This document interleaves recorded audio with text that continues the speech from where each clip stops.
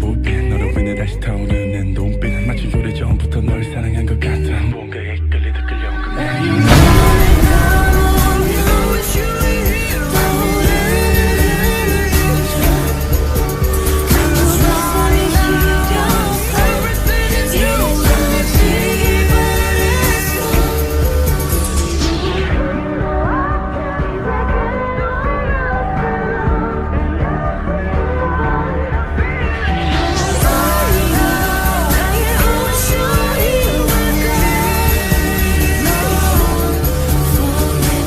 Semua, kita akan membahas bab 3 mengenai lembaga keuangan bank dan non-bank yang dimulai dari lembaga keuangan bank.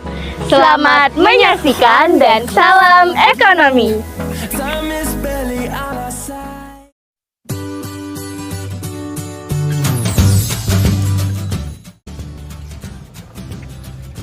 Bank merupakan lembaga intermediasi yang didirikan untuk meminjam uang, menyimpan uang, dan menerbitkan banknot atau proms.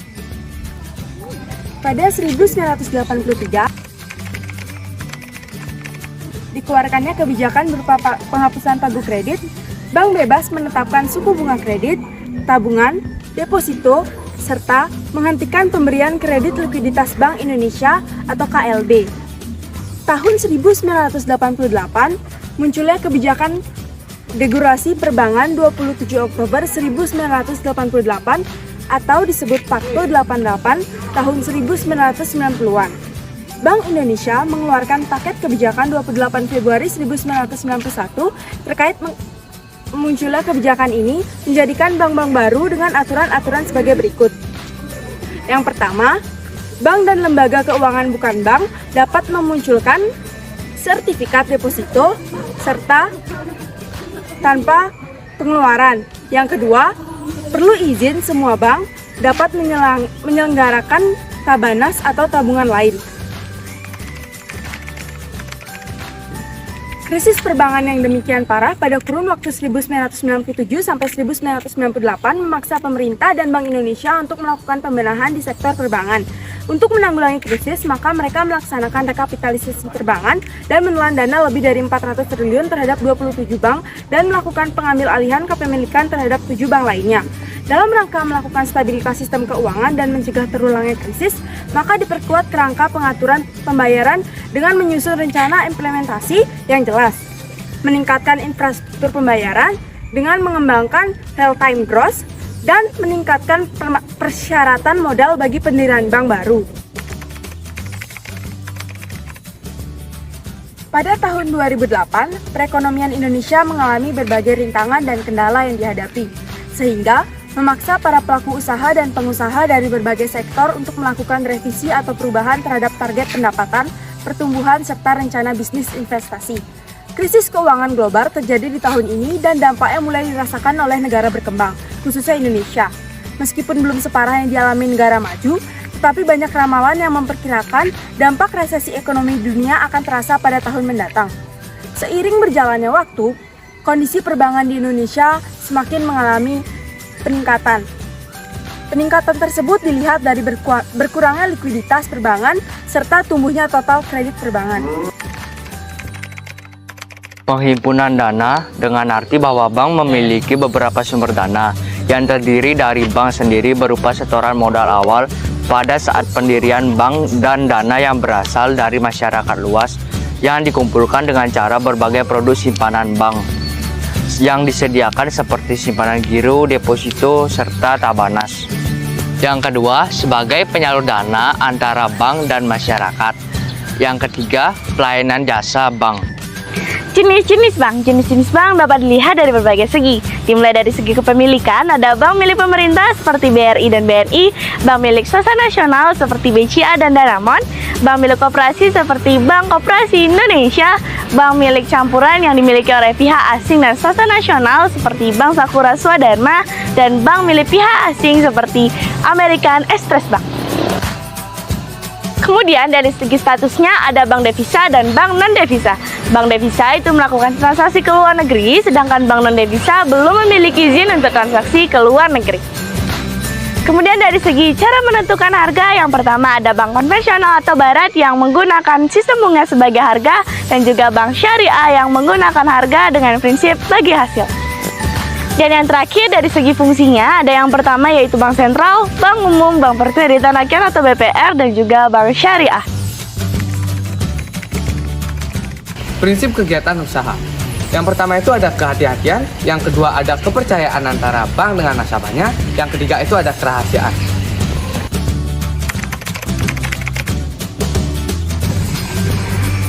UUS merupakan unit kerja dari bank umum konvensional dan sebagai kantor induk dari kantor yang melakukan kegiatan usaha dengan prinsip syariah. Lembaga penjamin simpanan atau LPS adalah lembaga yang berfungsi menjamin simpanan nasabah perbankan di Indonesia. Selanjutnya kita akan bahas subbab yang kedua yaitu Industri keuangan non-bank. Lembaga keuangan non-bank merupakan semua lembaga atau badan yang melakukan aktivitas keuangan baik secara langsung maupun tidak langsung menghimpun dana dari masyarakat dengan menerbitkan surat-surat berharga dan menyalurkan dana tersebut untuk membiayai investasi di berbagai perusahaan. Fungsi lembaga keuangan non-bank. Yang pertama itu memberikan sebuah bantuan dalam bentuk modal yang dikreditkan kepada masyarakat. Yang kedua, melakukan pengumpulan dana. Yang ketiga, agar pembangunan pada sektor ekonomi ataupun sektor keuangan tetap lancar. Adapun tujuan lembaga keuangan non-bank, yang pertama adalah mendorong perkembangan pasar modal dan pasar uang, yang kedua adalah membantu permodalan perusahaan sebagai perekonomian bawah, dan yang ketiga adalah membantu golongan bawah. Kemudian kita lanjut pembahasan terkait jenis-jenis lembaga keuangan non-bank. Yang pertama ada Pegadaian. Pegadaian adalah lembaga keuangan yang secara resmi memiliki izin untuk melakukan operasionalnya dengan tugas pokok memberi pinjaman dana masyarakat atas dasar hukum gadai. Kemudian manfaat Pegadaian. Yang pertama bagi nasabah yaitu ketersediaan dana yang secara prosedur lebih sederhana dan lebih cepat. Serta bagi Perum Pegadaian yaitu sebagai badan usaha milik negara yang digunakan untuk memberikan bantuan berupa dana. Dan umum atau pegadaian konvensional adalah pegadaian yang pengadaannya mengusung konsep tolong-menolong sesuai hukum dan peraturan yang berlaku yang memperlakukan suku bunga. Pegadaian syariah. Pegadaian syariah yaitu badan usaha gadai yang mengikuti konsep syariat Islam tanpa riba atau bunga. Dalam konsep syariah, sistem gadai juga disebut RAN.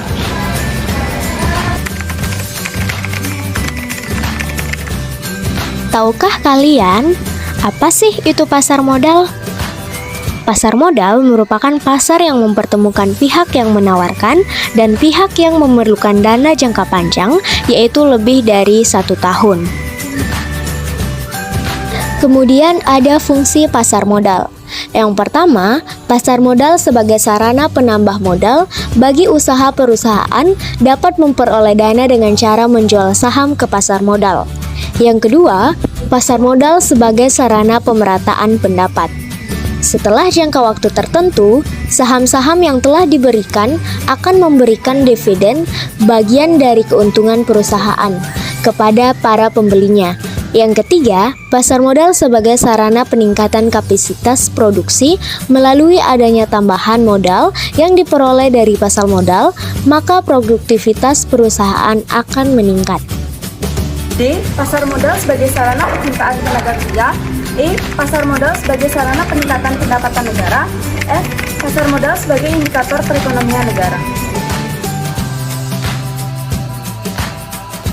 Leasing atau biasa disebut dengan sewa guna usaha adalah kegiatan pembiayaan perusahaan untuk penyediaan barang-barang modal yang digunakan untuk suatu perusahaan dalam bentuk jangka waktu tertentu. Manfaat leasing ada pembiayaan penuh dan juga lebih fleksibel, sedangkan fungsinya menyediakan pembiayaan produk dengan jangka yang menengah. Modal Ventura atau Venture Capital Company adalah badan usaha yang melakukan usaha pembiayaan atau penyertaan modal ke dalam suatu perusahaan yang menerima bantuan pembiayaan atau invest company untuk jangka waktu tertentu. Manfaat model Ventura yang pertama, meningkatkan kegiatan dan potensi usaha. Yang kedua, produk lebih efisien. Yang ketiga, yaitu adalah rentabilitas yang semakin baik.